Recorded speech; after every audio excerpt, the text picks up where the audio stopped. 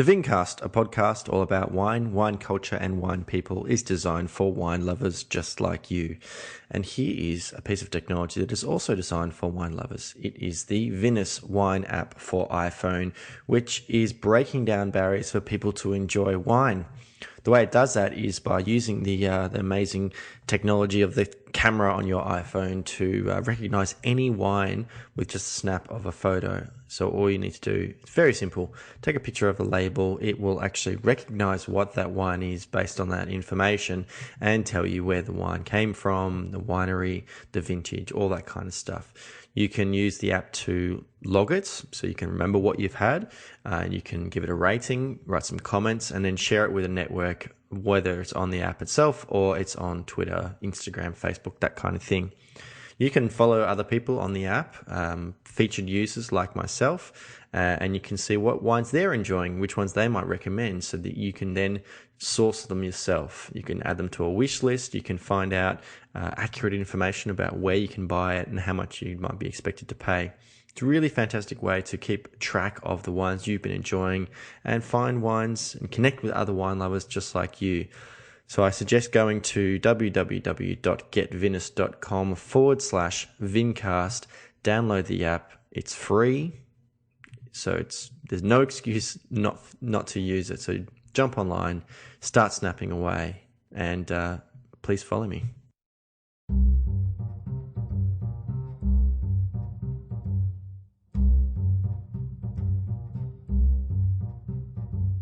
Hello there, Vincasters, and welcome back to another episode of the Vincast. My name is James Guestbrook, otherwise known as the Intrepid Wino, and it certainly has been a busy time of late.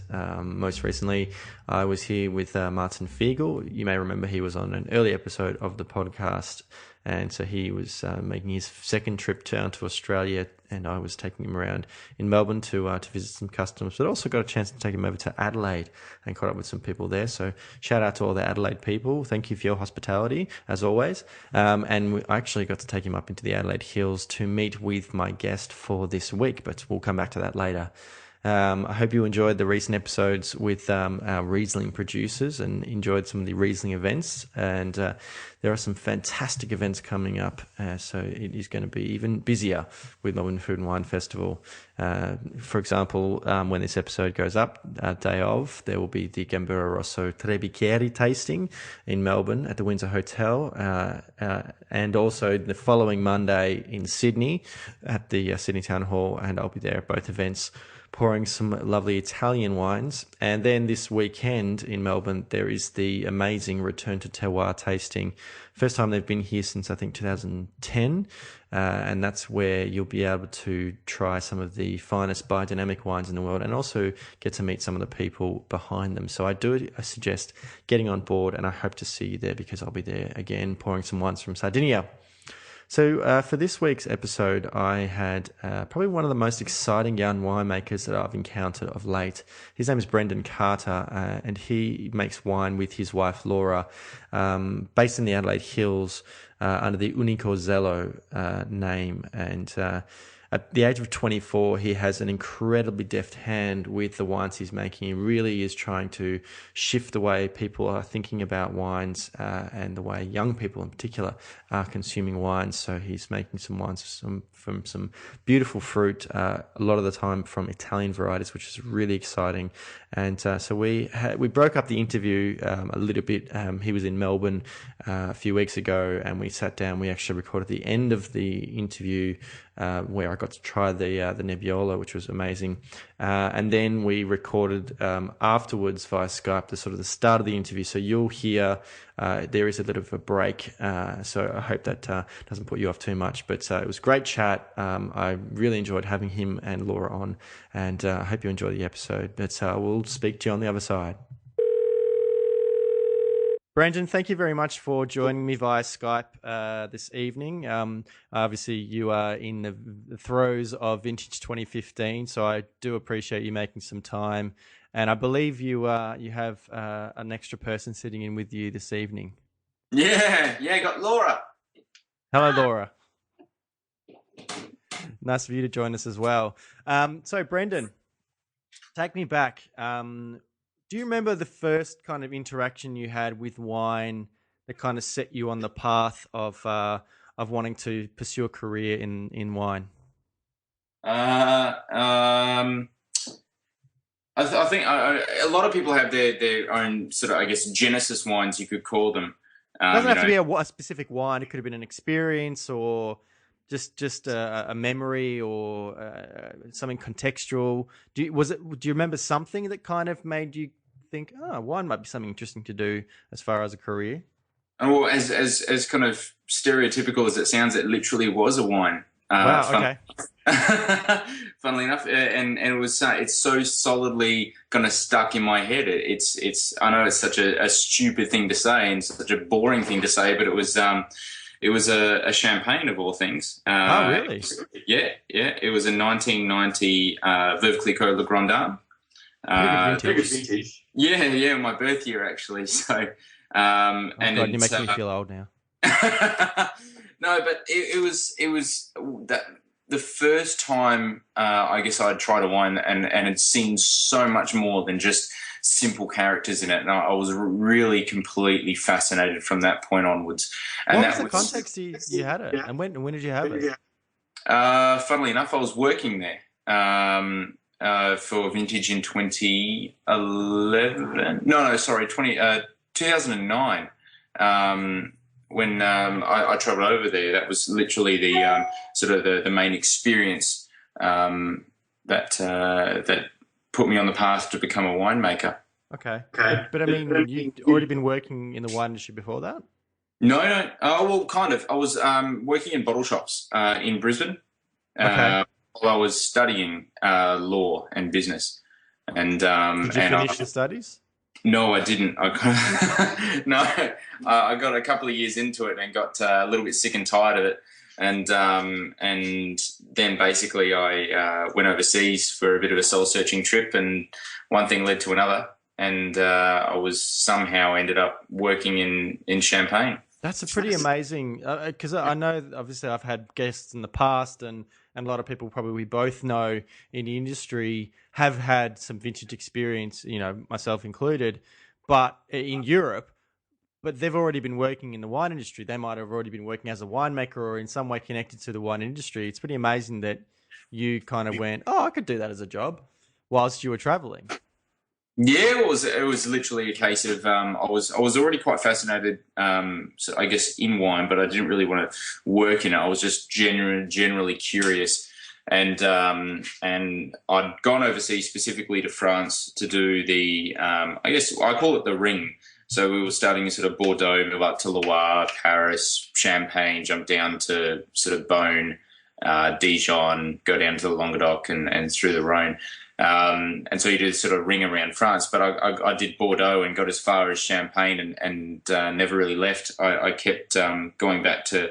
I took the tour at Veuve Clicquot twice or three times and just kept quizzing them for questions that eventually they got sick and tired of it and said, look, we're in start of vendage at the moment, so why don't you actually jump on board, because you'll learn a whole heap more. Well, Clicquot was actually the first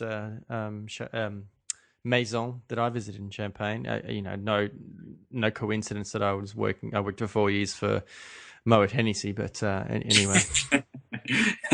No, it's absolutely wonderful winery, and it was under the direction of a wonderful man by the name of Francois Hordecoeur there, and mainly working, funnily enough, in rosé blending. That was really fun, very different, but through there I got to meet a lot of people in the industry. Suddenly I realized that's I guess where my people were, that's the people that I really enjoyed being around, and the product as well. So you grow up in Brisbane? Yep. And what was your first contact with wine, just working in wine shops, or did you have any interest in consuming it at all? Well, from the age of 12, maybe. Were your parents drinkers of wine? Drinkers, big heavy drinkers. No, they were. My father was a pilot, and my mother worked in aviation as well, and And so I was very blessed from a young age to be traveling overseas quite a lot. Oh, wow. And my mother fell in love with Italy when I was really young, and we kept going back there. So every year we'd do, I guess, a holiday overseas, and because my old man was a pilot, I would travel away with him, once or twice a year. And so he would just take us away, literally, go to work with Dad for a week or two, and he'd say, choose a spot, and he'd take us away, and we kept going back to Italy over and over again. And through there, of course, it's a little bit hard to avoid wine when you're in Italy, and it was just through various experiences. I could tell you stuff from staying in Greve in Chianti, and when I was 12 and having too much apricot brandy, or some really awesome stuff in the Marche, trying wines there when I was quite young. It's just at the dinner table. Obviously not in excess, but it was always present. It was always around. It was more. But that's just the normal way in Italy. You have because wine is not necessarily an alcoholic beverage. It's just like part of the meal. So there's no reason why a child or teen wouldn't have some wine with the family at the dinner table. Yeah, exactly, and it was that kind of. It was really sort of a push from, I guess, my parents who obviously enjoyed wine. And enjoy going to countries that where wine was a large part of the culture, and that was my initiation into it. But it was a very, I guess, carefully considered initiation. Did you feel like you had an affinity, when you were tasting wines, that you kind of saw things in them that made you think differently? Yep. Yeah, absolutely, always. Funnily enough, more so in wine than beer. Although I do probably drink a lot of beer these days. What winemaker doesn't? Come on. I know, right? Something about a palate cleanser. But no, it's... I remember back when I worked at Shandon, the winemakers were so proud of the beer that they brewed themselves. The Malt Hennessy sales guys would come out for sales meetings and product kind of familiarization type stuff. And all they'd want to do is the winemakers is, hey, can we try your beer? I reckon we should have like a brew-off amongst all winemakers in Australia. I know the Toisner boys, they make some pretty cool beer. I think there's something in that, for sure. Pike's got so proud of their beer that they actually Napstein. Made a commercial. No, Napstein, sorry, yeah. You've got Pike's, Napstein, you've got Saltrams as well, the Jack, which is pretty cool. Yeah. And but at some point you moved to South Australia, to Adelaide? Yeah, it was basically it was sort of after Vendage at Berkeley Co. They said, the winemaker suggested to me, why don't you study winemaking if you're so fascinated by it? And I said, there's degrees in winemaking. Are you for real? That's awesome. I had no idea. Most Queenslanders don't really know South Australia exists in general. So I never would have envisaged myself going to South Australia, but he gave me a choice. He said, basically, you've got Bordeaux, which is a postgraduate. You've got California, which is expensive, and you've got Adelaide. So obviously it's world renowned. And so hence I decided to go to Adelaide. I can hex my degree there, which is wonderful. And at least speak my own language. Yeah. Don't remind me that I need to pay off mine. Yeah. So I got to pay off mine too, man. We all have our debts to carry. So the relocation to Adelaide was to study there. It was to stay here and study. Yeah, for sure. That was I wasn't sure at that point in time that I would stay here to do winemaking. My intent was always to, funnily enough, return back to France, or possibly entertain an Italian adventure. But I seem to have stayed. I had good reasons to stay. When you relocated to Adelaide, how did you set yourself up? I went to university accommodation and had zero money. And so did you live on the Wake campus or nearby? No, nearby in the city. Okay. It's like the university. I mean, the first year is largely... Is it like a 10-minute bus ride? Yeah, just down. Adelaide's much smaller. Yeah, much smaller. Adelaide's very convenient. Town, it really is. but with quirkier people. But I certainly didn't envisage staying in Adelaide, but I've certainly learnt to love it here. And whilst you were studying, how did you support yourself? Found odd jobs around the place. I do remember doing a bit of like a counterfeit operation, not counterfeit operation, but a dirty deal operation where I'd buy in wine off Grays Online and sell it to all the university students inside the university accommodation. That gave me a bit of good cash for a little while. Thank God. You hustler. I was a hustler. I was a wine merchant right from the get-go. I hope there wasn't any Randy Kernewan stuff going on where you were, putting dodgy labels. No, I don't even think university students would appreciate a 47 Petrus, really. No, it was just very, very simple, couple of dollars here and there. But eventually, I managed to find work at places like in cellar doors. From Richmond Grove, Bird in Hand, Chain of Ponds. The Adelaide Hills wineries, pretty close. Barossa Hills, and then I think it was partway through my first year. I'm pretty sure it was. I had a friend encourage me. He obviously knew my interest in Italian wines, and he encouraged me to sign up for the Lorenzo Galli scholarship. Oh, okay. And put my hat in the ring for that, and just essentially write the essays and try my luck. Obviously, it was a source of great passion for myself, and I was lucky enough to be quite fortunate in that scholarship, and be invited to the finals. And this is back in the days when the Gallo Scholarship was on its own, whereas now yes. it's done in conjunction with Sommeliers Australia. Yeah, that's correct. Absolutely correct. So you came over to good old Victoria, just outside of Melbourne, and tasted a whole bunch of Italian wines and Italian varieties. Yeah, went absolutely nuts over Italian varieties for a couple of days. But I think the most unexpected thing was that I ended up duxing it. I didn't exactly plan for that to happen.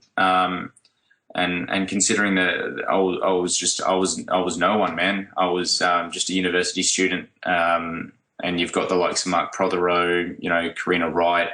It was that I guess tasting that I got to meet guys like Dan Sims, Kim Chalmers, Bart Van Olfen, Michael Trembath. Some really really incredible crew. Yeah, but did anyone know anything about Italian wines or Italian varieties? Well, I mean, everyone's certainly just joking. I guess, I had a really. I mean, that's pretty much a who's who of, it's just some seriously good wine. No, I can't forget Jane Faulkner. I got to meet Jane. Who could ever forget Jane? She's awesome.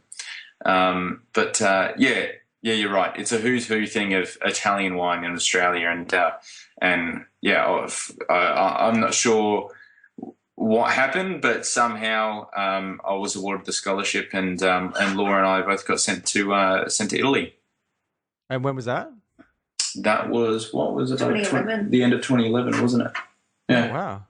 Yeah. Not so long before I was there, in fact. So you get the opportunity to choose some places to go. They help you with lining up appointments and stuff like that. Where did you end up visiting? Oh, guys, like everywhere from Umani Ronchi, Mogante, Went there. Yeah. So that was your first introduction to Vira? I'm sure you probably would have known the wines. It was at the Lorenzo Galli Scholarship that I actually flew. I'm not sure if they flew or if it was a part of Enoteca Salerno in bringing out Giuseppe Vira. So he was actually there at the scholarship, and I got to meet him there. And we got along like house on fire because we're around the same age, we're of the same generation, and he could obviously see that for whatever reason the fire in my eyes to succeed. Uh-huh. We had a great time and have had many really good times since then. So at what point did you meet your now obviously lovely wife Laura?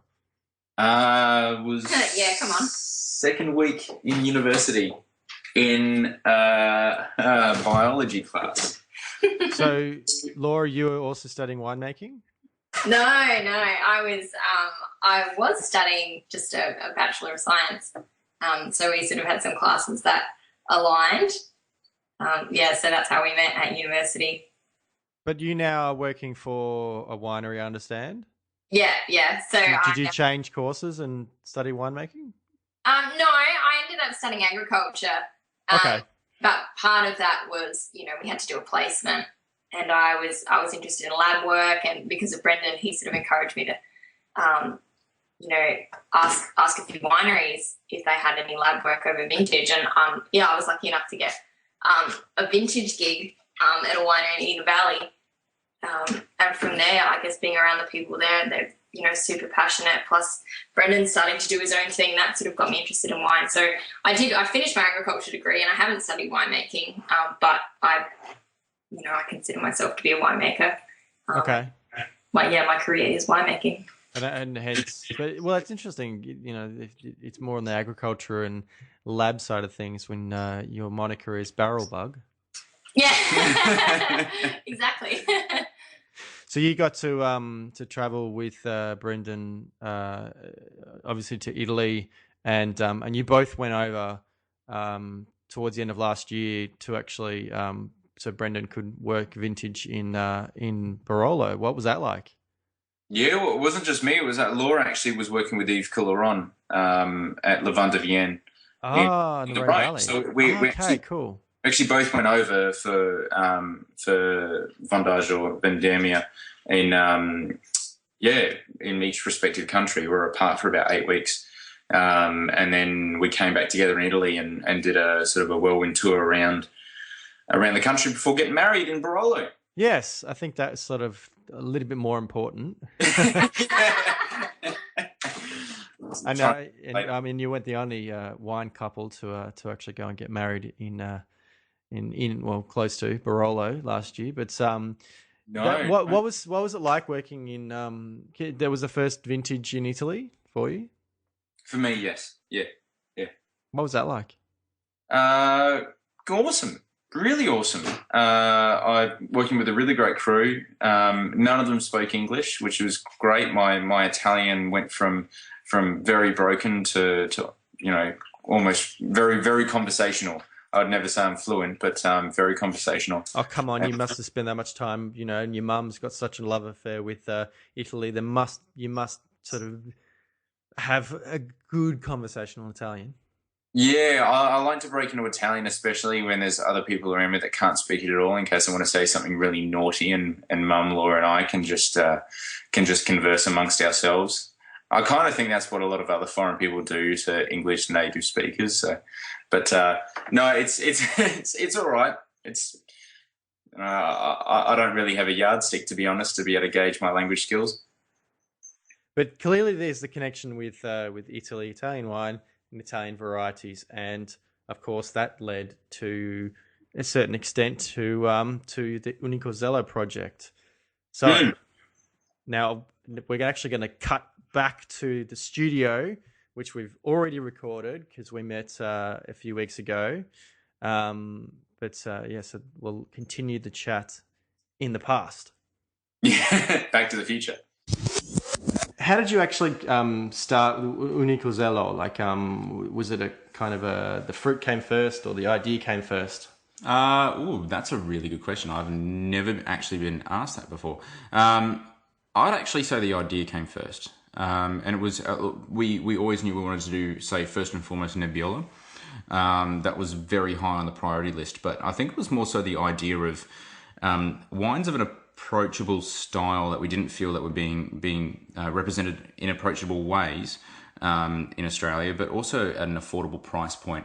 Well, that's another form of approachability, isn't it? Of course, yeah, absolutely. It's accessibility. We're dropping all the A words right now. Yeah. But on top of that, Laura and I, we both got into the game, winemaking game, quite young, younger than most, and we'd obviously grown up and had discovered wine.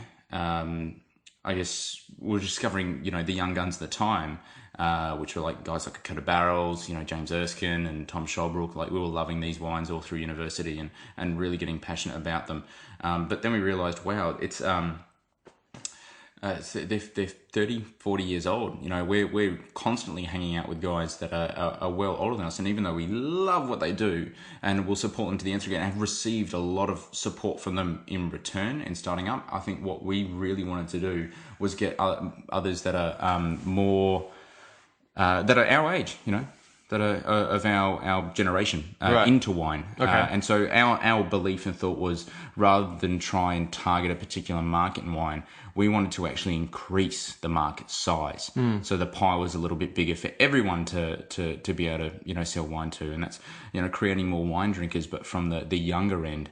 That was the main thing. So, I mean, you look at the wine styles that we're making, and we want them to be more approachable to people in their 20s, you know, not as jarring, not as abrupt, or polarizing, so to speak. And certainly in a price point that they can afford to give a try. You know, Laura and I were in a very unique position where, you know, unique position is a bit of a stupid way to put it. We just didn't buy food. You know, I think that's every winemaker's kind of, or wine aficionados thing, is that they will not buy expensive food during the weeks just so they can buy expensive wine at the end of the week. Sure. And so we constantly did that, but then we found it seems to be missing the point. You know, this is a cultural drink. We should be able to buy it on a Monday, Tuesday, Wednesday, Thursday, as well as a Friday, Saturday, at our age. And that's certainly like the wines that I probably connect with the most, especially in terms of European wines, is the wines that everyone drinks, not the wines that are designed to be statements or points, that kind of thing. You know, like in the case of Valpolicella, I love the basic Valpolicella Rosso because that's what everyone drinks. I don't like Amarone.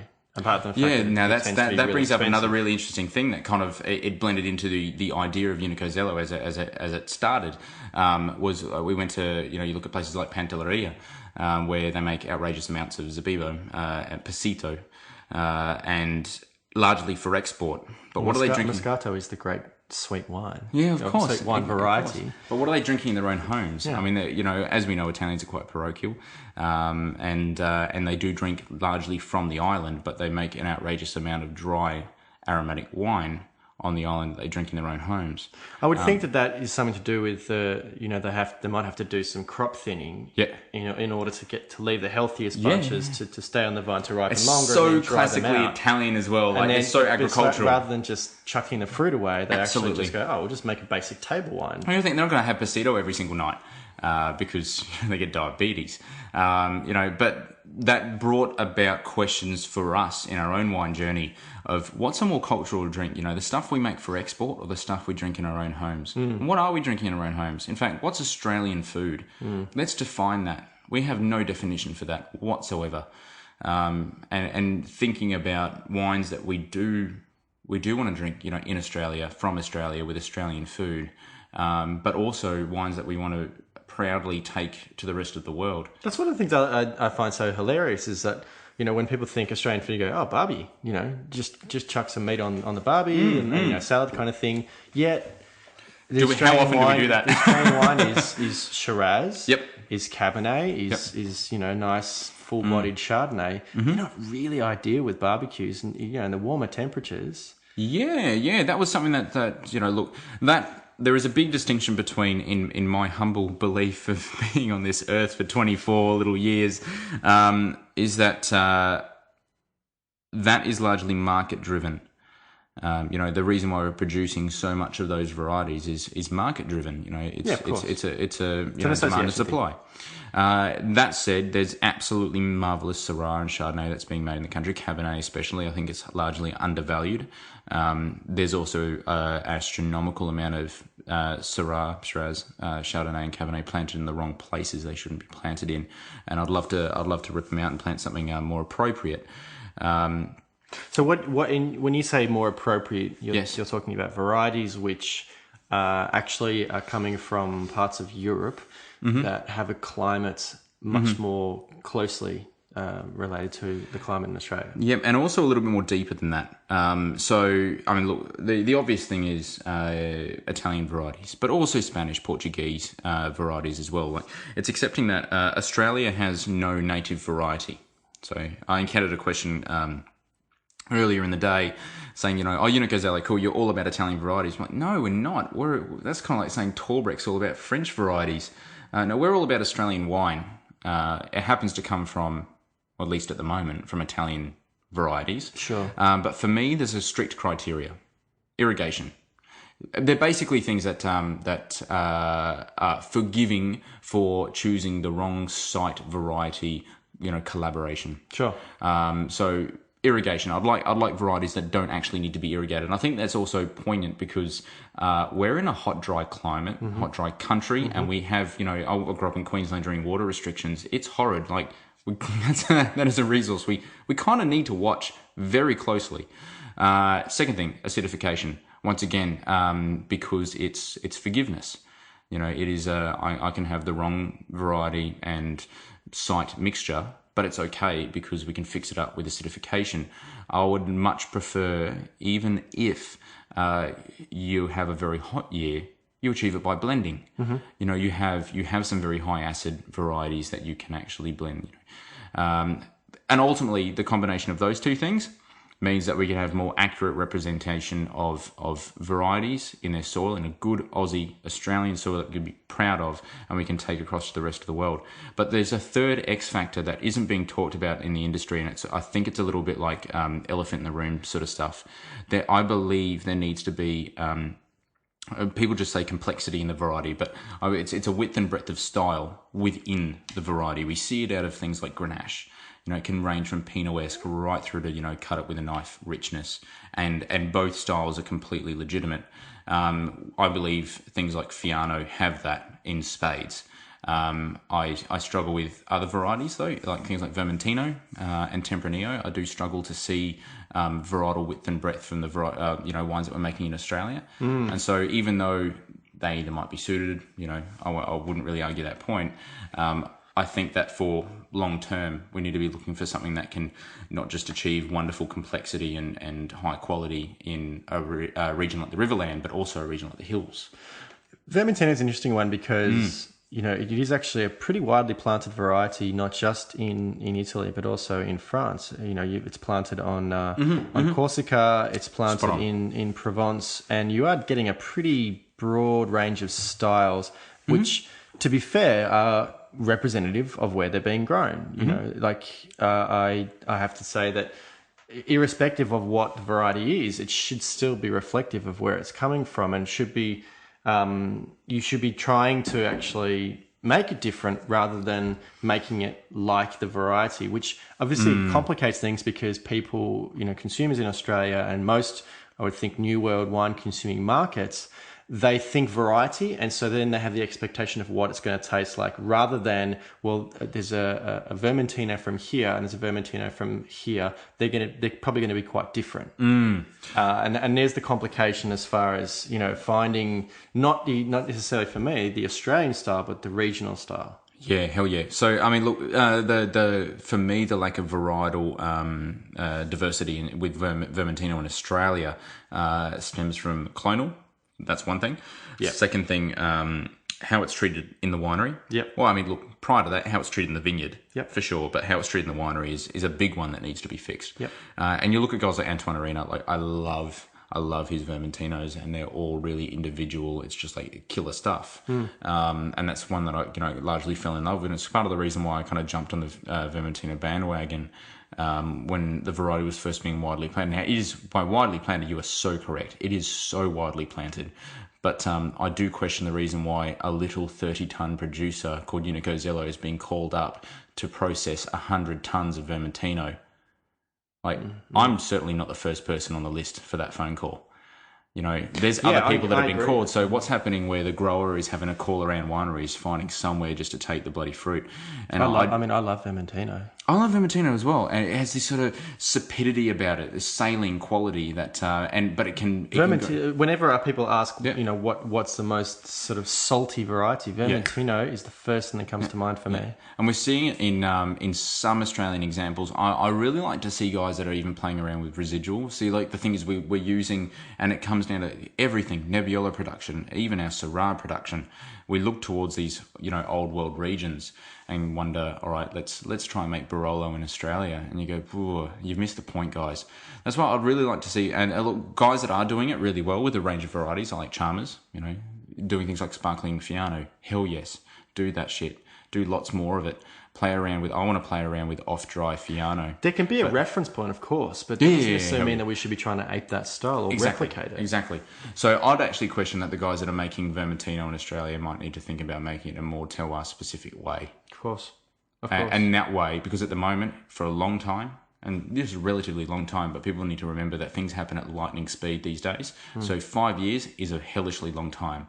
Vermentino's been around for a very long time. So for a very long time, it's being made in a way that is not so much varietally diverse. Yeah, well, I would think it's being made like, a typical white wine, like a Sauvignon Blanc or that kind of thing. Bane of my existence, a little bit like Pinot Gris. I taste it and go, yay, another dry white.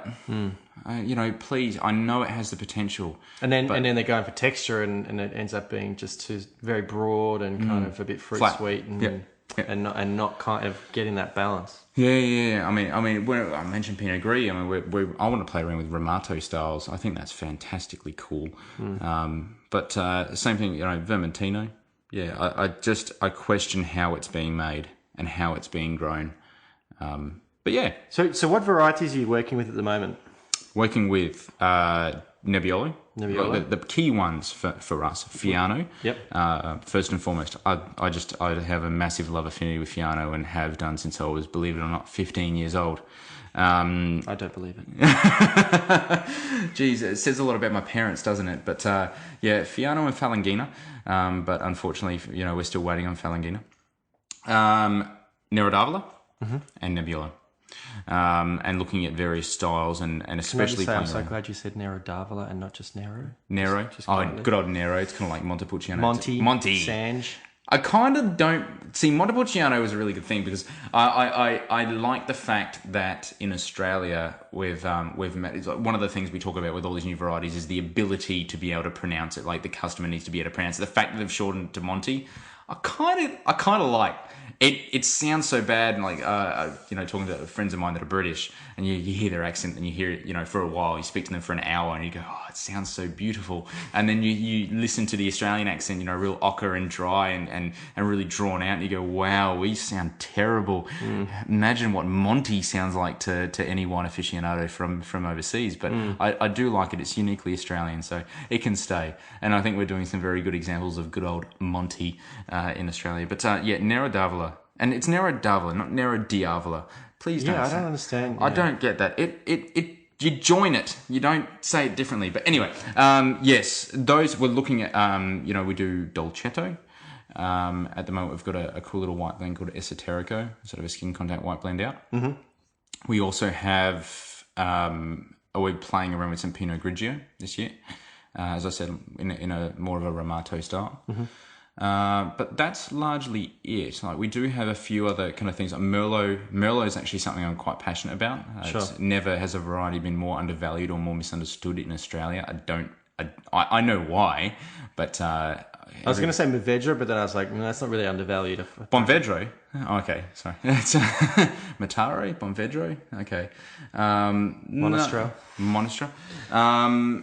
Yeah, so that's our general focus. And the fruits coming in some part from South Australia. There's some stuff coming from Victoria, New South Wales. No, actually, no. Well, Riverland, South Australia. It is distinct from Murray-Darling, which is Victoria. Right. And so we are keeping largely to South Australia, but there may be in the near future some Sicilian wine as well. Oh my God, that's exciting! You've got an exclusive. You're the first to hear it. There may be. It's still in the pipeline, but it's a shame we don't have any volcanic soils in Australia, because then we can have some Mineralo Muscalese. It's a shame we don't have Frappato in Australia. Yeah, it is. That's a big one. It's a tough variety to work with, though. It's a tough variety. I mean, I'm acutely aware that to be able to bring the variety in, it's tough to get a very good clone, a reliable clone, and also one that's virus-free. So that's the drive. It is always going to be a commercial reality to bring that variety in. But that is one of the hardest things. I'm sure if I got our good friend Wayne Farquhar on the podcast, he would spend about 4 hours talking about trying to get good clonal material in. It's tough. And look, I know when Kim did, and the family did look at bringing some in and ultimately decided not to. And I think Brooksy and I gave her a bit of a riling for it. But perhaps a little unwarranted, because I can imagine I've never brought a variety into the country before, No. but I can imagine The if vagaries. I'm going to be putting in that much investment into anything, and it's expensive, it's into the tens of thousands of dollars. The payoffs are quite large if it's taken. Don't get me wrong, it's a very, very good business decision if it's popular, but if you can't get good clonal material, You need then, a pretty serious uptake straight away to justify the expense, I would think. yeah, exactly. But I mean, once a full winery set up, and if I have enough drive to really do for part 2 in Australia, then I will look at just bringing it in myself. Now, you've been over in Melbourne this week showing some new wines, and I've got one in my glass right here. What is this I'm currently sniffing? Nebbiolo, it is, and unfortunately, it's a bit of a masochistic exercise because it's largely sold out from us, and it is available at a few retailers, independent retailers around the country. But Well, it's incredibly bright on the nose. yes, absolutely. It's sort of more floral than anything I've seen in terms of Nebbiolo locally. It's very pretty. Yeah, well, that's Quite light too. You're very light, so we don't really look at colour so much as mouthfeel and texture. That was like one of the biggest things, tasting Italian wine. It was more about texture and mouthfeel and weight.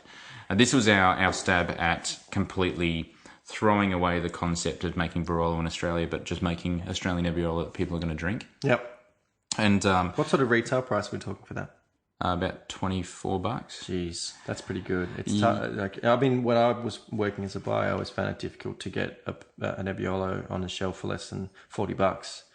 Steve Panel's Nebbiolo was probably the best you could get at that time. So And it's I nice still to love drinking it. And look, there's they could roll off the tongue. Jasper Hill, Gioconda, Steve Panels. We're starting to see some other really smaller guys like Luke Lambert, the Crudo, which I had recently was very impressive. I'm very happy to see that they're coming down in price a little bit more. But the whole point was, firstly, approachability and style. So it's not this, Nebbiolo is not the easiest thing to drink.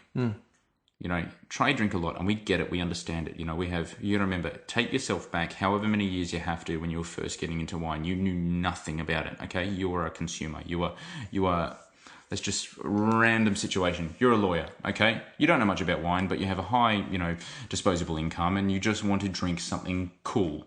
So you go into a bar or bottle shop and you buy some Nebbiolo and you drink it and you go, wow, that's difficult to drink. It's a lot of work. But look, if you don't understand the backstory, don't understand what it's about, then you can't really appreciate it. So how do I get more people drinking Nebbiolo and understanding it, and at least starting them off on their Nebbiolo journey? at least familiar with the variety itself. Yeah, so make it not, we liken Nebbiolo to Pinot so much, so Nouveau, Pinot, Novello, Nebbiolo. Yep.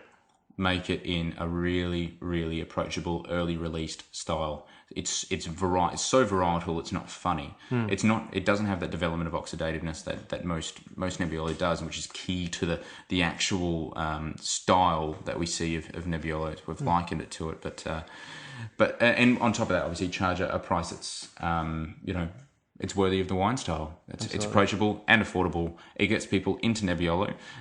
It gets people drinking it, and it's made once again in a style that you could have at your barbecue or with a pizza. We're a hot country. It does get cold, but it's hot. We're seaside country as well. So, and we have, as I had a big aha moment the other day, we have so much Asian food here, and it's awesome. After 4 months in Piemonte and working vintage over there, one thing I really missed was just coriander and acidity in the food. I love their food, don't get me wrong, but I missed really ginger crave when that. I was in Europe. Yeah, ginger. Yeah, it's. I remember using really, ginger. I cooked something for myself whilst I was working vintage in Germany. Yeah. And they're like, "What's that?" It's like, "Well, that's ginger root." They've never seen it that way. They don't even use it in desserts. It's kind of like bringing durian, like jackfruit, into an Australian thing. People are like, what is that? And what is that smell? Yeah. You go, well, you got to appreciate it. It's still cuisine at the end of the day. And I'm strong belief that maybe winemakers need to be, if they have all really good intentions to be selling their wine domestically, that they might want to be thinking about pairing them well with Asian foods. Yep. Because that's then going to help them in the Asian market as well. Largely, that's one of the things. That said, that's another whole kettle of fish that I'm not willing to even cross that boundary with Unico Zelo yet. It's it's a monster that I couldn't control. And where can people find out more information about the various wines you've got and where they might be able to get them? Look, straight away, email us to the website. So, www.unicozelo.com.au. And generally, if you do email, it comes straight to myself or Laura, my lovely wife. And yeah, I mean, we can tell you absolutely everything. And people can put you in the right direction. People can follow you on social media. Yep. At Brendo Vino, and Laura is at Barrelbug underscored in the middle. And that's on Twitter, Instagram. We're on Twitter, Facebook. we're on Instagram, we're on Facebook. You can see us, Unico Zelo, on Facebook as well. Yeah, Fantastic. We grew up in this world, man. I love social media. Communication. Yes, it's wonderful. Open communication for everyone. Well, thank you very much for showing me this beautiful Nebbiolo. Obviously, thank you, in advance for joining me via Skype at some point. I'm looking forward to that. That's cool. And obviously, I look forward to hopefully catching up with you in Adelaide. Thank you. And as always, thank you guys for listening to another episode of the Vincast. If you did enjoy the episode, please let Brendan know, and you can also let me know. You can follow me on Twitter and Instagram at Intrepid Wino. You can follow the podcast at the Vincast, and you can also follow me on Facebook, facebook.com/Intrepid Wino. You can jump onto the website, intrepidwino.com, where you might find this episode. In fact, leave a comment underneath. Please click on the subscribe button on iTunes, and that way you can actually download the episodes and have them on your iPhone or any kind of MP3 player, really, and listen to the episodes as and when you want to. But you can also follow the subscribe to the podcast on Stitcher or on Player FM. If you do subscribe, please do leave me a rating and review. It does help me out a lot, and I do appreciate hearing feedback. Of course, it's great when people are interacting and providing feedback. And on that note, as I mentioned already, I'm planning something a little bit different for episode number 50 of the podcast, whereby people have the opportunity to actually call in via Skype and be on the podcast and share their own wine stories. So, as I mentioned, please email me at thevincast@gmail.com if you'd like to get involved with that, because it is going to be absolutely fantastic. That's going to be in about 7 or 8 weeks. But until next time, bye.